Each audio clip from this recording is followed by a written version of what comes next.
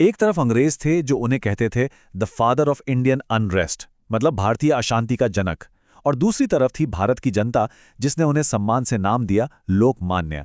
जी हां, हम बात कर रहे हैं बाल गंगाधर तिलक की, स्वतंत्रता संग्राम के एक ऐसे नायक जिनकी कहानी आज हम समझने वाले हैं। स्वराज मेरा जन्मसिद्ध अधिकार है और मैं इसे लेकर रहूंगा।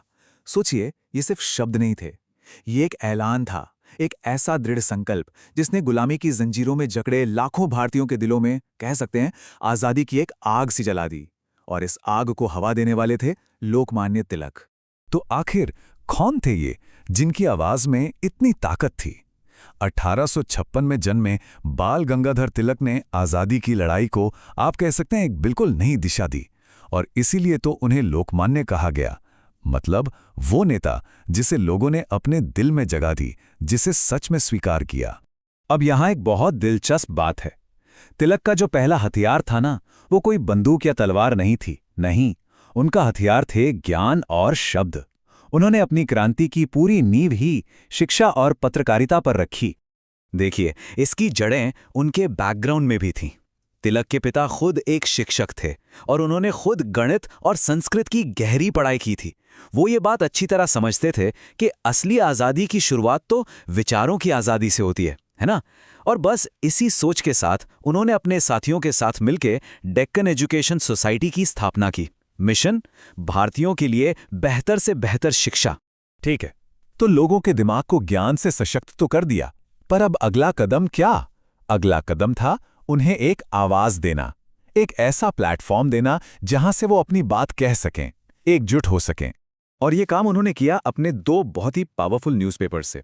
पहला केसरी, जो मराठी में था आम लोगों तक पहुंचने के लिए, और दूसरा मराठा, जो अंग्रेजी में था, ताकि बात सीधी हुकूमत तक पहुंचे। और ये सिर्फ अखबार नहीं थे, ये समझिए एक तरह के आंदोलन थे। इनमें ब्रिटिश नीतियों की तीखी, बेखौफ आलोचना होती थी और साथ ही भारतीय गौरव की कहानियां बताई जाती थीं। तो धीरे धीरे ये अखबार राष्ट्रीय चेतना जगाने का एक बहुत बड़ा मंच बन गए।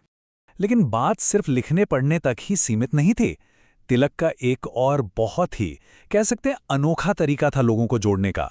वो था संस्कृति और धर्म का इस्तेमाल करके जनता को एकजुट करना, क्योंकि वो जानते थे कि असली ताकत तो एकता में ही है।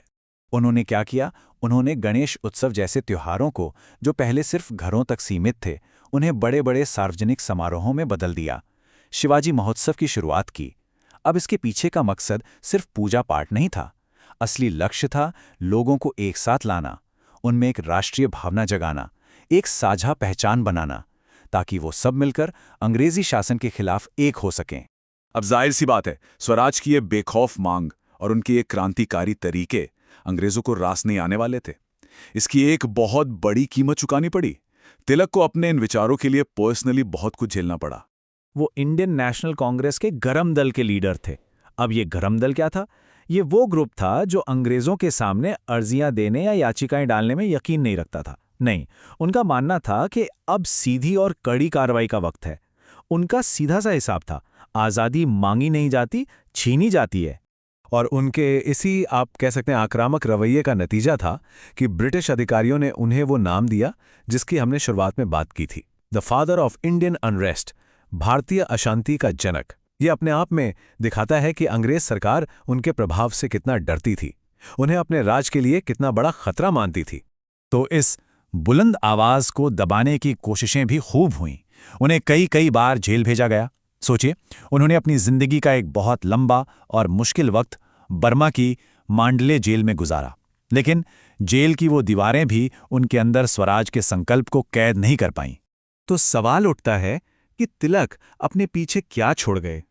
उनकी विरासत सिर्फ कुछ नारों या लेखों तक ही सीमित नहीं है। नहीं, उनकी विरासत आज भी उस विचारधारा में जिंदा है जिसने आगे चलकर भारत के भविष्य को एक नई शक्ल दी।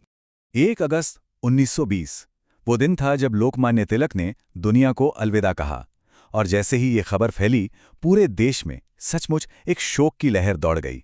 वो एक सच्चे देशभक्त के रूप में हमेशा के लिए इतिहास में अमर हो गए।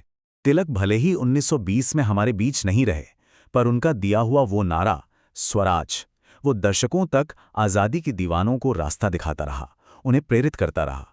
असल में उन्होंने ही वो वैचारिक नींव रखी थी जिस पर 1947 में आज़ाद भारत की शानदार इमारत खड़ी हुई। तो कुल मिलाकर देखें तो तिलक का पूरा जीवन संघर्ष, साहस और एक अटूट देशभक्ति की मिसाल है। एक ऐसा पावरफुल सिंबल। उन्होंने आने वाली पीढ़ियों को एक बहुत जरूरी बात सिखाई कि अपने हक के लिए, अपने अधिकारों के लिए लड़ना पड़ता है। वाकई तिलक का जीवन संघर्ष, साहस और देशभक्ति की एक ऐसी प्रेरणा है जो आज भी रोशनी देती है। और ये हमें एक बहुत ज़रूरी सवाल के साथ छोड़ जाता है कि आज के इस दौर में तिलक के उन विचारों की क्या अहमियत है, क्या प्रासंगिकता है।